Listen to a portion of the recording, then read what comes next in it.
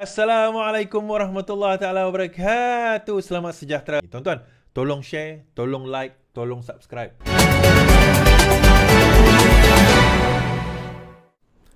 Saya nak bawa kenyataan daripada Muhyiddin Yassin. Ada gerakan terancang sogok ugut MP Bersatu Muhyiddin. Yang ini, hari ini. Shah Alam, Presiden Bersatu Tan Sri Muhyiddin Yassin mendakwa menerima maklumat terdapat gerakan terancang bagi melemahkan parti itu dan Perikatan Nasional melalui sogokan serta ugutan terhadap ahli parlimen gabungan tersebut.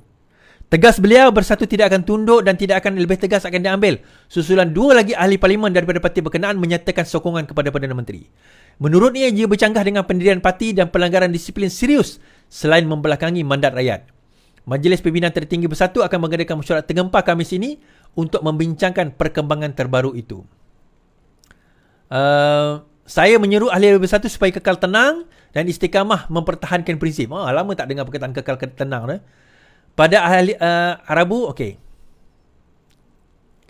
Saya komen. Dia mengatakan ada konspirasi terancang. Sekarang ini nak dengan ugutan. Pertama sekali, sehingga kan ahli parlimen, 4 orang ahli parlimen atau 2 orang, 3 orang, 4 orang ni melompat menyokong PMX. Pertama sekali, saya nak bagi tahu keempat-empat ahli parlimen ini boleh saman Muhyiddin Yassin kalau perkara itu tidak benar. Bahawa terdapat ugutan atau tawaran. Kalau perkara itu tidak benar, keempat-empat mereka boleh saman. Boleh, tak semestinya wajib, tetapi boleh. Kerana seolah-olah Muhyiddin Yassin nak bagi tahu mereka melompat sebab mereka takut kena dakwa. Seolah-olah nak menyatakan keempat-empat mereka ada kes. Ini nak bagi tahu. Seolah-olah sedemikian. Kalau tidak, kalau tak ada kes, masakan dia nak melompat? Itu logik Muhyiddin Yassin. Kalau tak ada ugutan, masakan mereka nak menyokong PMX? Itu logiknya. Seolah-olah nak mengindikasi dan memberi nama buruk keempat-empat mereka ini mempunyai kes yang teruk yang bakal menjatuhkan mereka. Sebab itu mereka menyatakan sokongan. Ataupun sebenarnya hakikat, tuan-tuan, tak ada pun. Dia macam ni. 149 ahli parlimen yang menyokong Datuk Seri Anwar Ibrahim dan juga Kerajaan Madani cukup dah. Dah cukup jumlah. Lebih daripada cukup. Tak perlu pun 4 orang ni nak sokong PMX.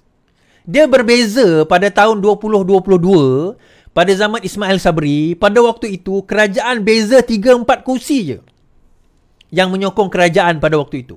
Tarik kursi Bersatu, tarik kursi PAS, tarik kursi bawah UMNO, kolaps kerajaan.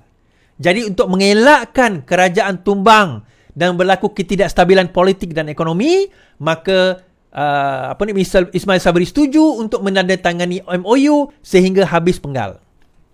Tetapi dalam hal ini tak perlu.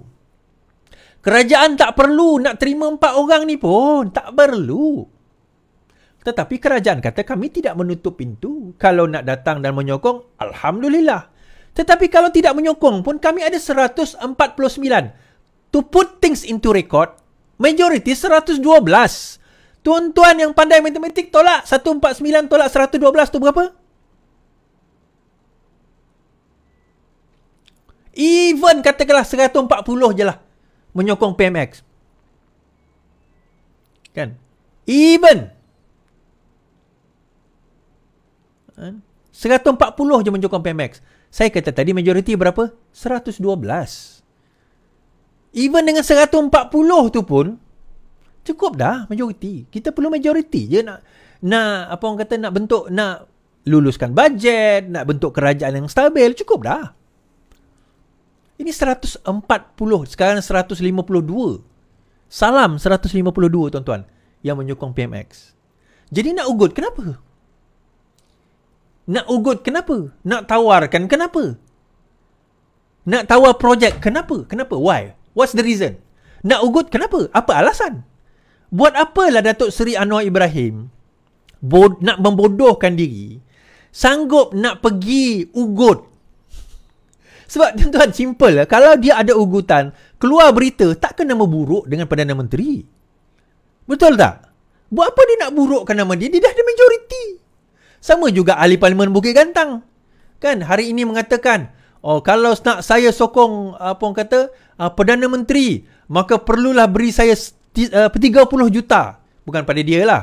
Kan? Okey.